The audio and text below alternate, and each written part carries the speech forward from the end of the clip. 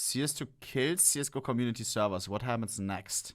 cs2's release removed CSGO and temporarily killed its Usually once it doesn't enormous community servers. Servers didn't repopulate until word of the hidden beta branch for CSGO got out, and cs2 still has no workshop support and minimal server support. But cs2 also came with the most advanced mapping engine.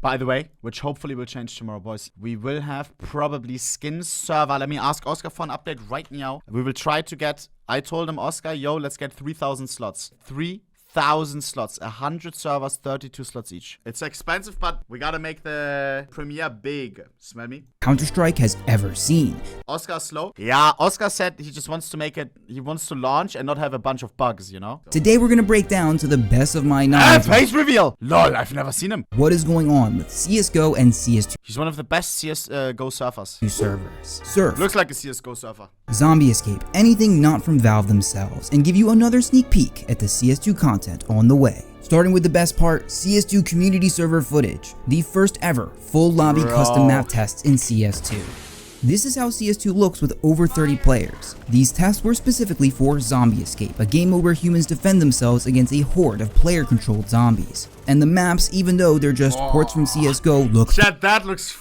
fun, bro. That looks like so much fun. I can't wait to even do KZ in CS2, dude. Maybe some surfing here and there, some zombie escape with these graphics, oh baby. fantastic. However, these were just tests, lasting a few hours each, with no real community servers in sight. So what's going on?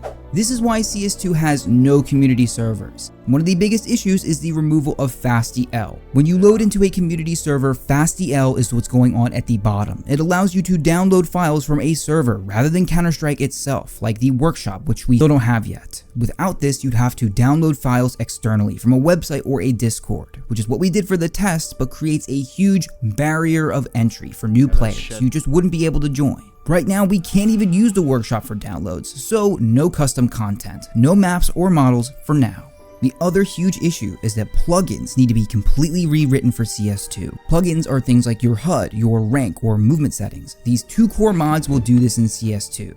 We have MetaMod ready for some things, but Source Mod for CS2, now called Source 2 Mod, is still in development. We also don't have access to Pulse, a new visual and written scripting system, which might look like the Unity visual system, with nodes that can make scripting more accessible. So is it true that CS2 has no community servers with custom content? No. It turns out that a few community servers do exist. DatHost, for example, is running 2 servers with Surfski 2 for combat, and has been for months now. They're just empty. As well as plenty of DM servers like Yo, should we quickly hop in, boys? From Cybershock, all very bare bones. However, last week, a new custom server popped in called Zombie Survival. Like Zombie Escape, but you're playing against bots, it seems, and you have to play on the base CS2 maps. But this is still technically a modded custom server. The tutorial on how to join that is in the description. And CSGO community servers aren't dead at all. Player numbers have rebounded, actually way more than I expected. There are several servers with players around 20, but the biggest ones spike during peak hours, and it feels like things are somewhat back to normal.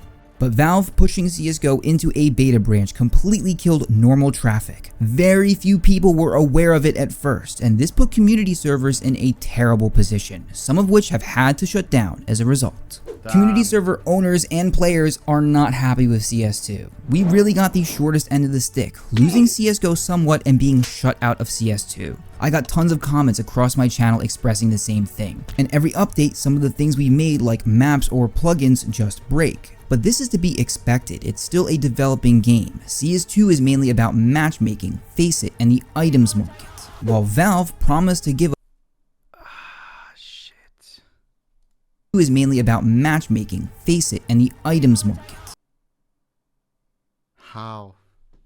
Bro, I still can't believe that the one guy timed it right to get the show emote, like right the second, at the exact moment. Who the f is this guy?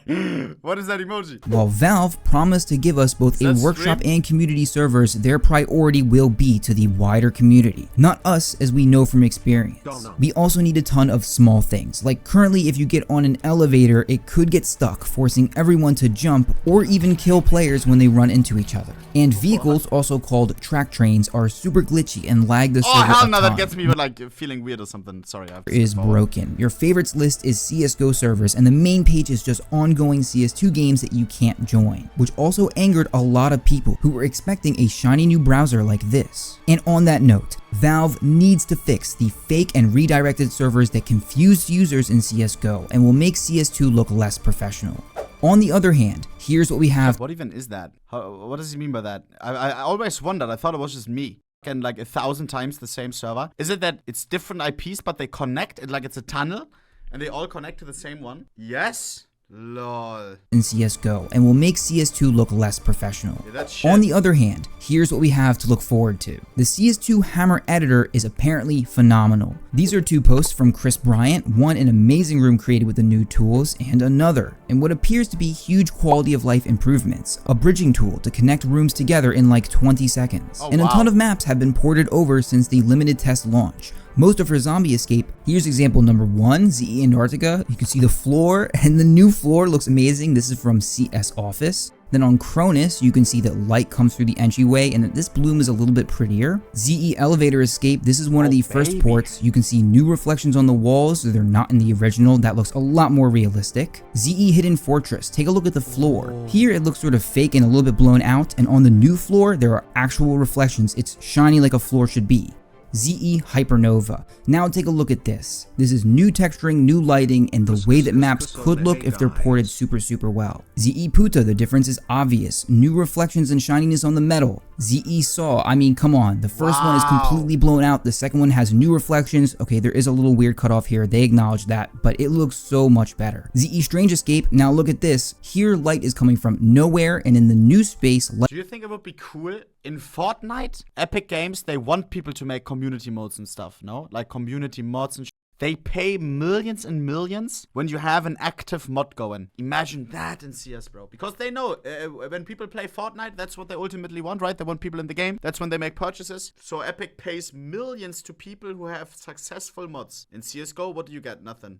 Would be a good idea. Bruder, imagine, man. There would be some really cool shit, I feel like. Light is only coming from the light sources it should be. Maybe this is a little bit too dark. That's it. These maps look incredible. There's also a new port, a classic B-Hop map called Ambience, a strafe map. And I'm assuming many more maps on the way, including Surf, which hasn't had many ports yet, as the tools have just become publicly available. If you skip to the end, here is the final verdict. The current prognosis is that once we get tools, it's still going to take 1 to 2 months for servers to be fully operational. But as far as I understand, as soon as we get real community server support, we could have very rudimentary servers available without full functionality, but there. And there are plenty of things in the near future to look forward to. To see even more of that, check out my last video on CS2 Zombie Escape. Thank you so much for watching, and good luck sliding those triangles. I like that. That was nice. Yeah, bro, oh, I can't wait, man. Once we have our community server going as well. Boys, leave Rapster Surf some love, as always.